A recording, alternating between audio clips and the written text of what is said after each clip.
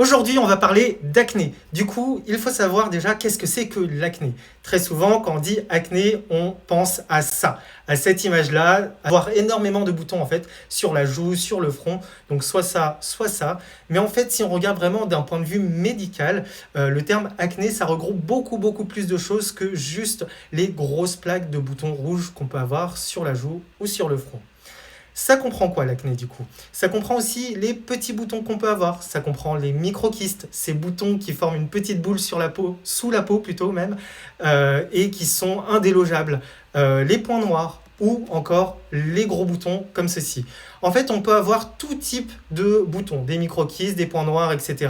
Il suffit juste qu'on ait un petit bouton, on considère déjà qu'on est dans un cas d'acné. Donc le terme acné, c'est un terme qui est assez générique qu'on va utiliser pour toutes les imperfections du visage. Sauf que dans le langage courant, quand on entend le mot acné, on pense souvent aux plaques de boutons, au fait d'avoir un visage qui a beaucoup de boutons. Quand on voit toutes ces différences, donc boutons, microkystes, points noirs, etc., et qu'on se dit que c'est sous le même terme acné, c'est que probablement toutes ces imperfections-là ont une même source.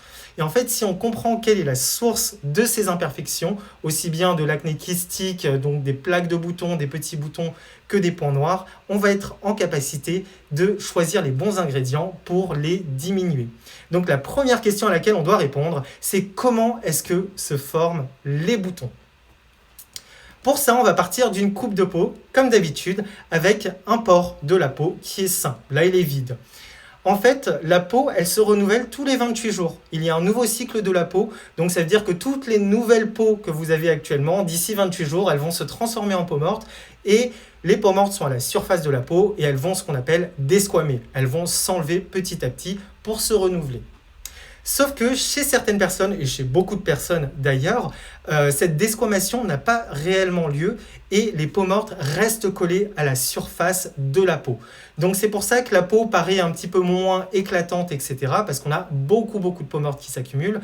Et le problème, au-delà de l'éclat, c'est que ça va venir boucher l'entrée du pore. Or, à quoi est-ce que ça sert un pore ? À la base du pore, on sait qu'on a une usine à sébum, ce qu'on appelle la glande sébacée.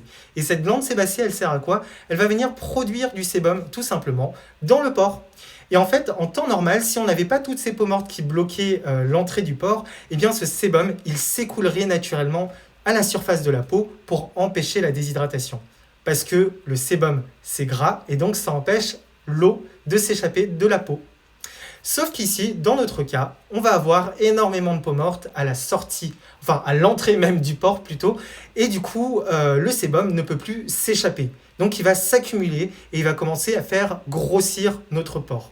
Et quand on fait grossir le pore, eh bien ça va commencer à appuyer sur les cellules de la peau à côté, et c'est pour ça qu'on commence à avoir un petit peu d'inflammation à droite et à gauche.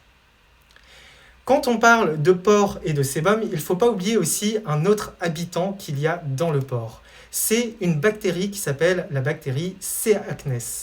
Et cette bactérie-là, elle est présente naturellement dans nos pores, dans notre sébum. C'est-à-dire que même si on n'a pas de boutons, on a déjà des bactéries C. acnes qui sont présentes. Sauf que dans le cas où le pore est bouché et où il y a beaucoup de sébum, eh bien la bactérie, vu qu'elle est dans un environnement sans air, elle va commencer à proliférer. Elle va vraiment créer plein d'autres bactéries et c'est là où on commence à avoir de plus en plus d'inflammation. Donc il y a plus de sébum, il y a plus de bactéries C. acnes, c'est ce qui fait que l'inflammation de la peau devient de plus en plus forte.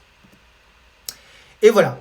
À mesure qu'on avance, ça va continuer à gonfler parce que le sébum ne peut toujours pas s'échapper et ça devient du coup un gros bouton. Et si vous le voyez bien ici, on a beaucoup de peaux mortes à la surface, donc on ne voit pas la tête de pu du bouton, on voit juste que la peau se soulève à cet endroit.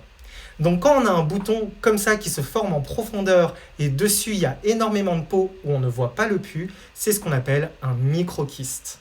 Donc le microkyste, pour vous le montrer en image, ça ressemble à ça. Donc là, vous voyez, il y a des boutons, mais on ne voit pas de tête de pu. Pareil ici, on voit qu'il y a des boutons en profondeur, mais il n'y a pas de tête de pu.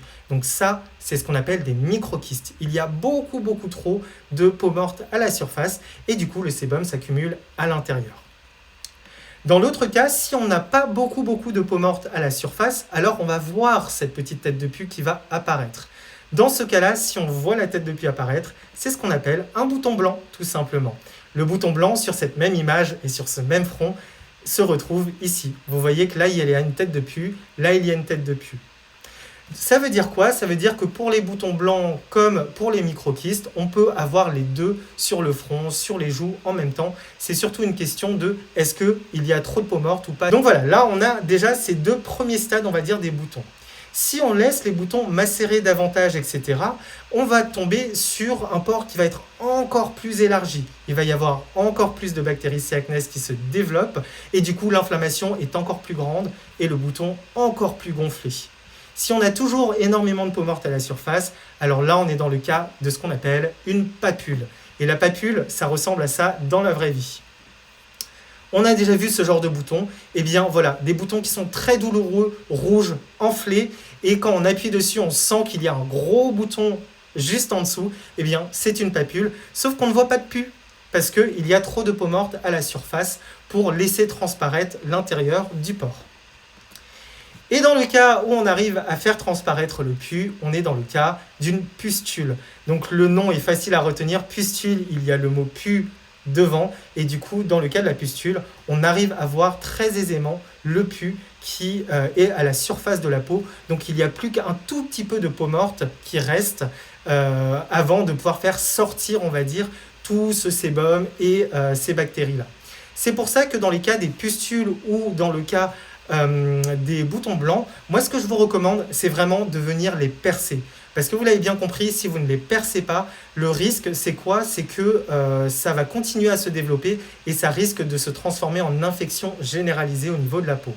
Donc comment est-ce qu'on fait ça? J'avais fait une vidéo à ce sujet, donc n'hésitez pas à aller le voir en détail. Mais globalement, pour faire simple, c'est de prendre une aiguille, de bien la désinfecter et de faire un tout petit trou à la surface.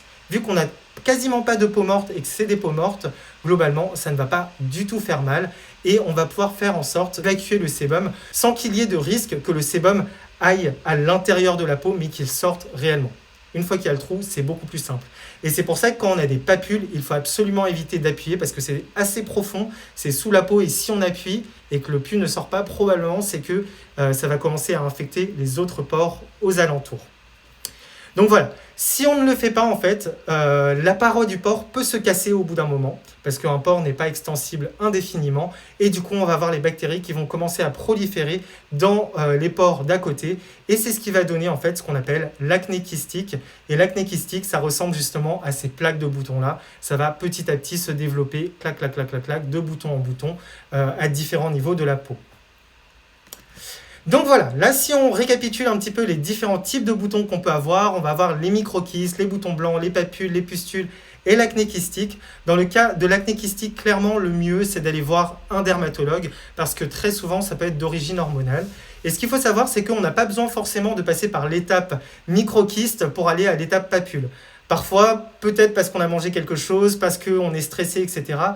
Du jour au lendemain, on peut se retrouver avec une montagne sur le menton parce qu'on a mangé quelque chose d'épicé. Donc, on peut directement aller à l'étape de papule, on n'est pas obligé de passer par le microkyste. Pareillement, il y a des gens qui vont avoir des microkystes et avoir des microkystes, ça ne veut pas forcément dire que ça va se développer en papule. Voilà, ce sont différents types de boutons. Ce qu'il faut savoir aussi, c'est que là, moi, j'ai expliqué, on va dire, la formation des boutons à partir de la production de sébum, à partir des peaux mortes, etc. Mais chez certaines personnes, et notamment des personnes qui ont de l'acné hormonale, il y a aussi le rôle des hormones qui est très important dans la formation de l'acné. Et notamment, si on est en plein dans le cycle menstruel, très souvent, on va avoir une surproduction de sébum du fait qu'on a trop de certaines hormones.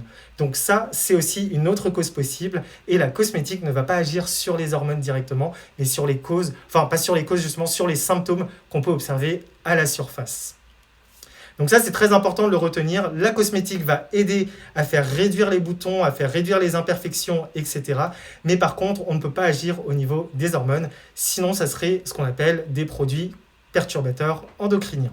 Maintenant qu'on a bien compris comment se forme un bouton, on va essayer de répondre à la question suivante. Comment est-ce qu'on peut réduire ces mêmes boutons?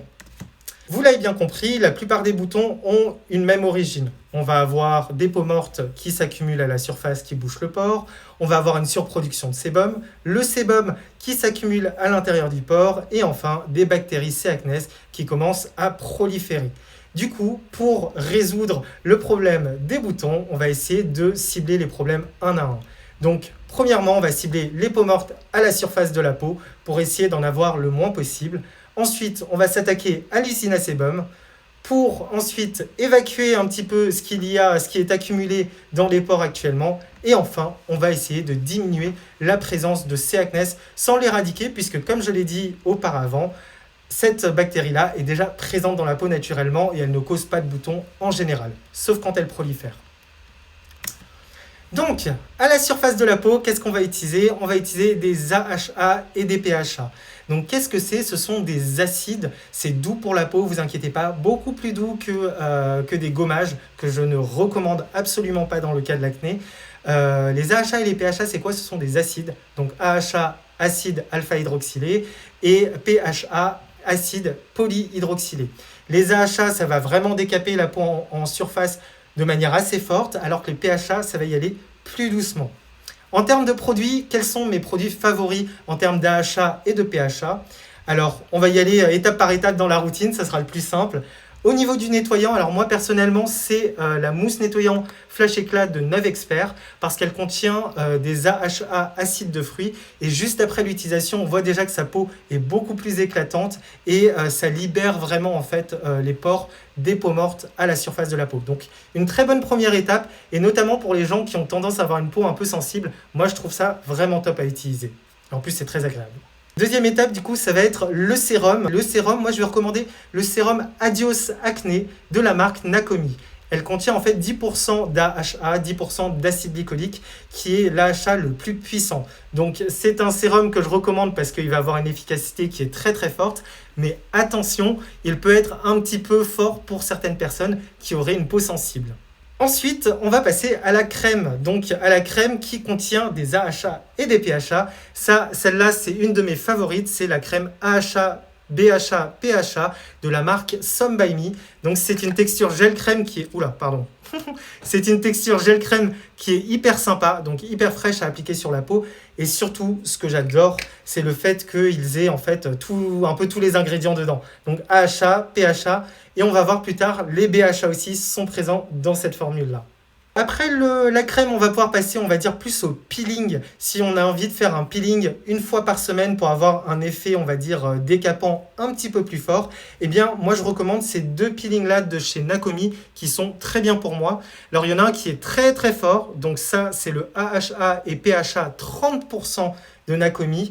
Il s'appelle The Exfoliator, donc voilà, rien que le nom montre qu'il est très très très puissant.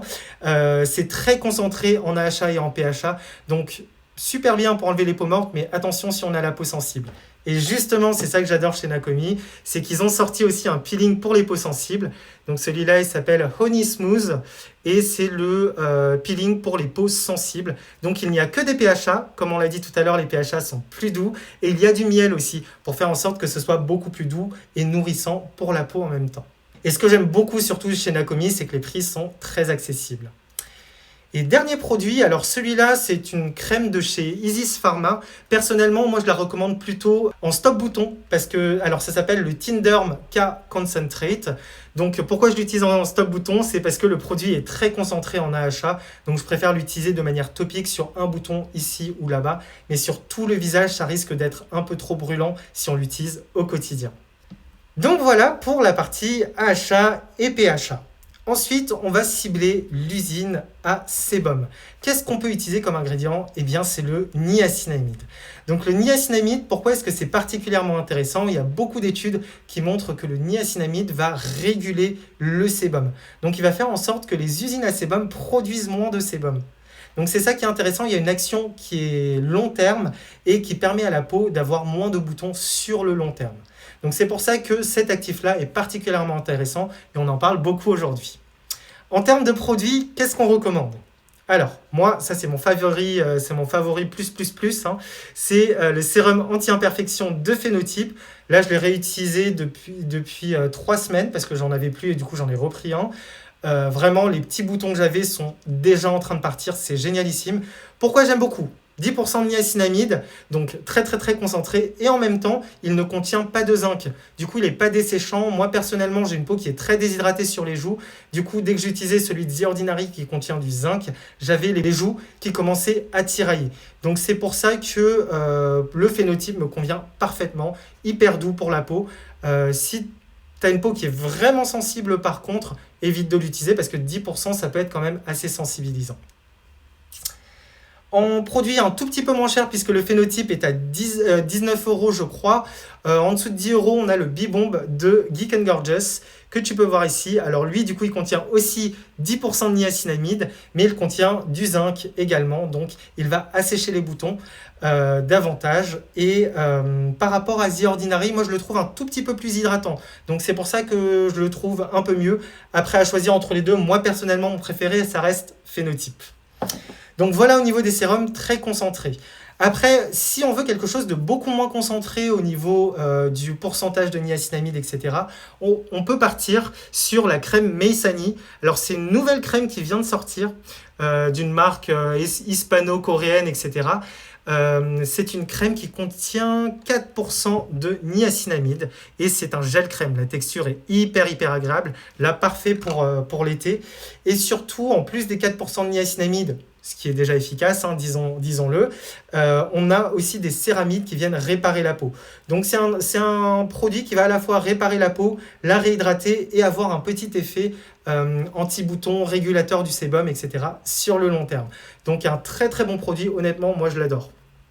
Si je ne l'ai pas fini encore, c'est vraiment parce que je le garde en modèle à la maison pour éviter de ne plus en avoir le jour où j'ai envie de le montrer, quoi.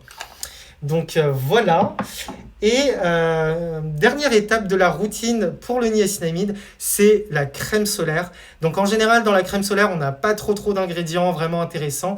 Et chez la Biplane, donc la Clean Ocean Moisture Sunscreen de Biplane, il y a du niacinamide à 2%. 2%, il est prouvé par des études aussi que c'est déjà efficace sur la peau. Et en plus de ça, la texture est juste divine. Elle laisse quasi aucun fini blanc et c'est hyper light sur la peau, quoi. Donc pour l'été et même pour l'hiver, c'est parfait. On n'a pas du tout l'impression de porter une crème solaire avec ça. Donc voilà pour le niacinamide. Maintenant, on va passer à la suite. On va venir s'attaquer au sébum qui est incrusté à l'intérieur du pore. Donc il y a des personnes qui pourraient me dire « Ah mais oui, il suffit d'appuyer et il y a tout qui sort ». Ou je peux faire un masque à l'argile et l'argile va tout aspirer et on le voit en général sur les petits points sur les masques à l'argile, on a tout le gras qui ressort. Pourquoi est-ce que je ne recommande pas forcément énormément ces deux méthodes? L'argile un peu plus si c'est plus doux, mais par exemple appuyer pas du tout, c'est parce qu'on va faire sortir tout le sébum d'un coup. Et si on fait sortir tout le sébum d'un coup, le risque c'est que l'usine à sébum derrière, elle n'aime pas et elle reproduise encore plus de sébum. Et du coup, on entre dans un cercle vicieux où la peau devient hyper séborique. Donc c'est pour ça, pour nettoyer un petit peu les pores en douceur, on va utiliser des BHA. On en a parlé juste avant.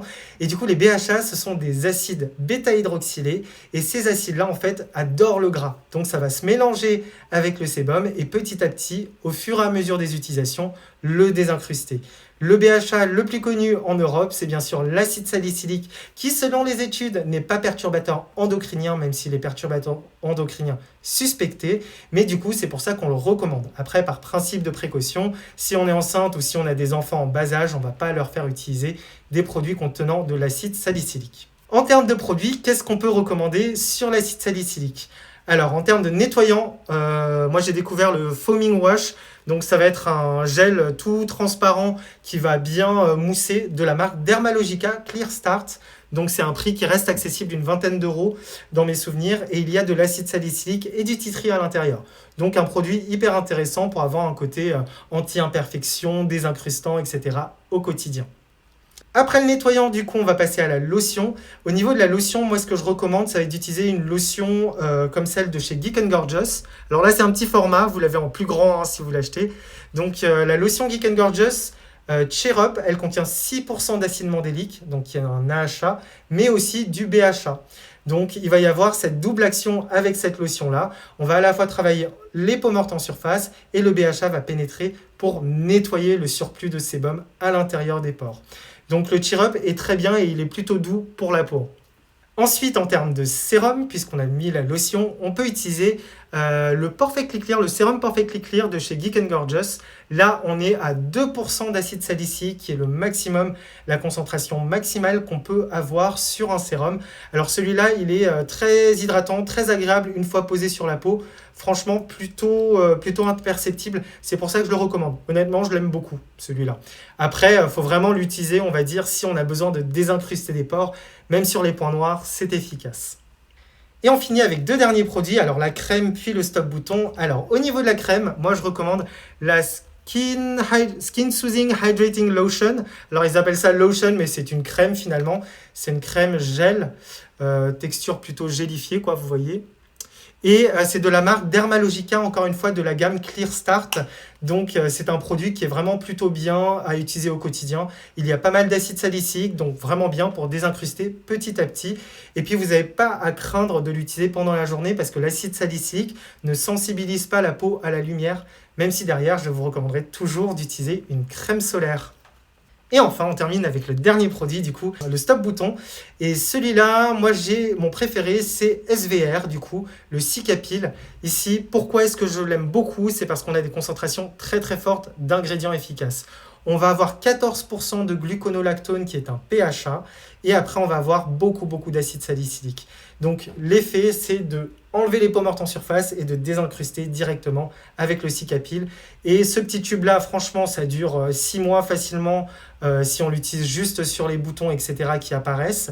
Et ça coûte à peine 10 €. Donc franchement, hyper cool. Et enfin, la dernière étape, c'est de cibler plus la bactérie.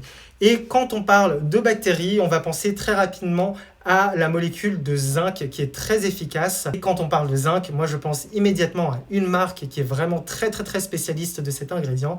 C'est la marque Novexpert qui a créé une gamme Trio Zinc. Alors cette vidéo n'est pas sponsorisée par la marque Novexpert, hein, je tiens à le préciser, mais leurs produits sont vraiment top dans la gamme Trio Zinc. Du coup, ils ont un nettoyant Trio Zinc, une brume lotion Trio Zinc, ils ont 2 crèmes, donc un gel crème, un fluide pureté. Fluide pureté et gel pureté du coup en fonction de la galénique, et ils ont également un stop bouton qui a ce trio de zinc. Donc là, ce qui est intéressant, c'est que le trio de zinc, en fait, il va pas juste venir avoir un effet antibactérien, mais il va avoir aussi un effet séborégulateur. Donc typiquement, c'est pour ça que cette brume là, moi je la recommande très souvent, c'est parce qu'elle va avoir un effet matifiant sur la peau quasi immédiat, hyper agréable. Donc voilà, je vous remonte rapidement les produits. La gelée moussante peau-nette, du coup, de Novexpert, hyper agréable, hyper fraîche. Elle picote un peu à l'application, mais on sent que ça agit, quoi. Ensuite, du coup, les 2 crèmes de chez Novexpert, le fluide et le gel. Donc le gel plutôt pour les peaux qui vont avoir tendance à être grasses, alors que le fluide, plutôt une peau qui va avoir tendance à être un petit peu plus sèche, voire mixte. Et si tu ne connais pas ton type de peau, n'hésite pas à faire le diagnostic gratuit dont le lien est en bio. Comme ça te permettra de connaître mieux ta peau pour choisir les produits en conséquent. Et enfin, voilà, il y a un petit stop bouton aussi avec un trio de zinc, rien de très spécial. Voilà pour le zinc. À côté, j'ai mis un autre ingrédient qui est le tea tree. Le tea tree aussi a un effet antibactérien sur la bactérie. Après, ici, pourquoi est-ce que je l'ai mis? C'est que ça vous permet de comprendre que le tea tree, l'huile essentielle de tea tree que vous utilisez depuis hyper longtemps, que tu utilises, tu as dû probablement acheter une huile essentielle chez Aromazone de tea tree et tu t'es rendu compte que ça ne fonctionnait pas. Eh bien, pourquoi ça ne fonctionne pas suffisamment? C'est parce que probablement, tu avais beaucoup de peau morte à la surface, que le tea tree n'a pas pu pénétrer à l'intérieur du pore pour venir s'attaquer à la bactérie. Et en fait, tu vois qu'il faut cibler plein d'autres choses et que le tea tree seul ne va pas forcément suffire. Et enfin, qui parle de boutons ne peut pas ne pas parler de certains ingrédients stars comme le rétinol et le bakuchiol. Donc le rétinol et le bakuchiol, c'est un peu des ingrédients qui aujourd'hui ont été prouvés. Alors le rétinol beaucoup plus, hein, il y a beaucoup plus d'études scientifiques à son sujet, mais le rétinol et le bakuchiol montrent une efficacité sur plein de différents aspects de la peau et ils poussent notamment la peau à se renouveler. C'est pour ça que le rétinol, parfois, il se rapproche un petit peu des AHA parce qu'il renouvelle la peau, mais il n'agit pas de la même manière. Il envoie un signal en profondeur à la peau pour qu'elle se renouvelle. En termes de produits, le rétinol, c'est une molécule qui est irritante. Du coup, en général, quand on recommande de commencer du rétinol, moi, je recommande de commencer avec la plus basse concentration. On a des sérums à 0,25, puis 0,5, puis 1% de concentration de rétinol. On en a plein chez la marque Nakomi notamment. Après, si on a envie de faire un peu plus original, on peut avoir du rétinal aussi. Le rétinal, du coup, c'est une autre molécule qui est dans la famille des rétinoïdes, qui est 10 fois plus efficace, mais elle est 10 fois moins concentrée, du coup, dans les produits de Geek & Gorgeous. Donc, c'est une efficacité qui est à peu près similaire à Nakomi. Donc, un petit peu au choix, on va dire. Et ensuite, si on parle de bakuchiol, c'est une molécule qu'on trouve beaucoup plus rarement, mais j'ai 2 produits qui pourraient te plaire ici. Le premier, c'est le mélange rétinol et bakuchiol dans le sérum Youth Essence de Nakomi. Donc celui-là est très intéressant, il a une texture plutôt sympa, puisqu'il a une texture qui est plutôt crémeuse, comme tu peux le voir ici à la caméra. Texture crémeuse et qui s'étale bien, donc elle est assez agréable, et il y a les 2 molécules en même temps. Donc ça peut être intéressant. Après, la concentration en rétinol est de 0,35 et le bakuchiol de 1%. Si par contre on a envie de partir uniquement sur le bakuchiol, qui est un peu entre guillemets l'alternative végétale au rétinol, on peut partir sur le sérum vegan rétinol de Nakomi où on a 2% de bakuchiol. Par contre, ce sérum-là, moi je le conseille plutôt aux peaux sèches ou peaux mixtes parce que la texture est huileuse. Donc elle est plutôt épaisse et un petit peu grasse. En hiver, ça peut être parfait. En été, à voir en fonction de son type de peau. Donc voilà, ça c'est tous les ingrédients qui peuvent permettre, on va dire, de travailler un petit peu sur le pore, sur la surface de la peau, etc. Sauf que tu imagines bien que tous ces ingrédients-là, ils sont quand même assez forts sur la peau. Ils attaquent la peau, ils décapent la peau en surface, ils vont nettoyer la peau en profondeur, on va limiter la production de sébum. Et du coup, il faut faire très attention à ne pas trop irriter ta peau en utilisant trop de ces ingrédients d'un coup. Et commence par des concentrations plus basses si tu n'as pas l'habitude d'utiliser ce genre de molécules-là.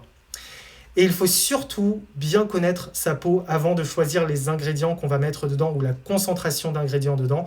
Donc si tu ne connais pas ton type de peau, si tu ne sais pas si elle est déshydratée, si tu ne sais pas si elle est sensible ou quels sont les problèmes auxquels tu fais face, je t'invite vraiment à faire le diagnostic de peau qui est gratuit, dont tu trouveras le lien en bio. Comme ça va t'aider à mieux comprendre ta peau et surtout, je vais te recommander en fait des produits qui sont adaptés à ton type de peau et à tes besoins. Et justement, en contrepoids, pour éviter de trop irriter ta peau, moi ce que je recommande, c'est d'utiliser beaucoup de produits à base de Centella asiatica. C'est un ingrédient très utilisé en Asie qui va permettre de réparer et de calmer ta peau. Donc la Centella asiatica, on en retrouve où? On en retrouve dans cette crème-là que j'ai déjà présentée plus tôt, la AHA, BHA, PHA de Some By Me. Et c'est pour ça que je l'adore, parce que le premier ingrédient, c'est de la Centella asiatica. Donc hyper intéressant. Après, ce que tu peux faire aussi, c'est de prendre un produit qui est surtout à base de Centella asiatica. Donc par exemple, ce gel crème de Biplane, le Sikaful Calming Gel, il est hyper calmant et hyper light sur la peau. Donc après avoir appliqué du rétinol, appliquer juste ça, ça peut être hyper bien parce que ça calme la peau et ça lui évite d'être rouge, d'être irrité, etc. Et enfin, si tu as une peau qui est très sensible, je vais te recommander d'utiliser de l'acide azélaïque. Tu peux en trouver dans des produits de la marque Isis Pharma. Donc, par exemple, si tu as une peau qui est plutôt sèche, mixte, je te conseille d'utiliser le Métro-Ruboril AZ de la marque Isis Pharma. Et par contre, si tu as une peau qui est plutôt de type grasse, tu vas utiliser le Tinderm AZ pour acide azélaïque. Les 2 produits ont 15% d'acide azélaïque à l'intérieur. Donc voilà, ça c'est un peu, on va dire, tout ce qu'il faut savoir sur les ingrédients. Et bien sûr, là j'ai présenté beaucoup d'ingrédients, je ne les ai pas sortis de mon chapeau. C'est des ingrédients qui ont été prouvés par la science comme étant efficaces. Et d'ailleurs, dans la description ci-dessous, je vais te mettre le nom des différentes études que j'ai regardées qui m'ont permis de créer cette vidéo pour toi. Maintenant, la question c'est est-ce que ça marche vraiment tout ça? C'est bien de dire il y a des études scientifiques, c'est bien de dire on a telle chose, etc. qui va agir à tel endroit. Mais est-ce que finalement, quand on crée une routine, routine, ça sert à quelque chose et ça marche. Alors ça serait un mensonge de dire que ça marche pour tout le monde, comme on l'a vu plus tôt dans la vidéo, chez certaines personnes, comme quand on a de l'acné hormonal, etc., et que c'est lié aux hormones, on peut avoir de nouveaux boutons qui poussent, mais par contre la routine cosmétique va aider à faire en sorte d'avoir des boutons qui restent moins longtemps, qui partent plus rapidement et qui guérissent plus vite. Là, je vais te montrer l'exemple d'une personne que j'ai accompagnée qui a fait son diagnostic de peau gratuit justement et à qui j'ai recommandé une routine skincare. Voici ses résultats après 15 jours d'utilisation de sa routine. Comme tu peux le voir ici, elle avait beaucoup de traces et beaucoup de boutons assez enfouis sous la peau. Et puis au bout de 15 jours, on voit que sa peau elle est beaucoup plus lumineuse, beaucoup plus unifiée et avec moins de boutons en profondeur. La peau qu'elle avait à la base, c'était une peau qui était assez simple finalement. Elle avait juste une peau normale, donc ni grasse ni sèche, elle était déshydratée. Et elle avait par contre beaucoup de boutons et des taches cutanées, comme vous pouvez le voir sur la photo assez aisément. Si on regarde un petit peu plus en profondeur, on voit qu'elle n'a pas de pustule. Donc si tu te souviens bien, au début de la vidéo, j'ai dit pustule, il y a du pu, on voit la petite tête jaune, il n'y a pas de bouton blanc, il n'y a pas de pustule. Mais par contre, on est plus dans le cas des papules et des microkystes. Donc si on reprend un petit peu notre schéma de base, en fait, on est dans le cas d'un bouton qui est quand même assez gonflé, avec pas mal de bactéries et surtout, à la surface, on a beaucoup de peaux mortes qui sont là. Du coup, qu'est-ce qu'on lui a recommandé à elle? On lui a recommandé la mousse nettoyante Flash Éclat de Novexpert, justement, qui contient des AHA et qui vont venir cibler justement la couche de peau morte à la surface. Et en utilisant la mousse nettoyante Flash Éclat, on va enlever les peaux mortes à la surface, justement, pour libérer la tête du pore. Une fois que c'est libéré, on a utilisé de l'hydrolat de tea tree le matin pour se nettoyer, pour éviter de trop souvent décaper la peau. Et le tea tree, on sait que son action va être surtout sur les bactéries. Après, là, on est sur un hydrolat de tea tree, donc c'est pas hyper concentré. C'est pour ça qu'on va dire, il y a une partie, on va dire, des bactéries qui sont parties. Plus efficace et plus puissant dans la routine, ça va être l'étape suivante, ça va être le sérum. Je lui ai recommandé le Bibomp de Geek & Gorgeous et celui-là, il contient à la fois du niacinamide qui va venir agir au niveau de l'usine à sébum. Donc, en utilisant du niacinamide, on a fait en sorte de réduire la taille du bouton, tout simplement. Puisqu'il y avait moins de sébum qui était produit, la taille du pore a été réduite très drastiquement. Et enfin, on a du zinc aussi dans le sérum. Du coup, le zinc va venir targeter en fait les bactéries qui prolifèrent à l'intérieur du pore. Donc c'est pour ça qu'avec ce sérum-là, en fait, on est arrivé à un pore qui est beaucoup plus sain. On a encore un petit peu de bactéries C. acnes, mais c'est normal, comme je l'avais dit au début de la vidéo. Et surtout, on a moins d'inflammation puisque le pore n'est plus aussi gonflé. Pour parfaire tout ça, je lui ai recommandé le soir sérum à base de rétinal et ça lui a permis en fait de renouveler plus rapidement, on va dire, sa peau puisqu'on pousse la peau au renouvellement. C'est ce qui lui a apporté beaucoup plus d'éclat et fait en sorte que les pores soient débouchés aussi en plus de l'action de la mousse nettoyante Flash Éclat. Et enfin, j'ai terminé toute la routine qui est quand même assez forte déjà avec la Cicafull Calming Gel de Biplane qui permet de créer une couche et de réparer la peau, faire en sorte qu'il n'y ait pas trop de rougeur, pas plus d'inflammation. Et voici le résultat du coup, avant-après, 15 jours d'utilisation, on voit que la peau est beaucoup plus lisse avec moins de boutons en profondeur. Donc c'était tout pour la vidéo sur l'acné. Merci beaucoup d'être resté avec moi jusque-là. Et si tu te poses encore des questions sur ta peau, n'hésite pas à faire le diagnostic gratuit dont le lien est en bio. Allez, à très vite. Salut!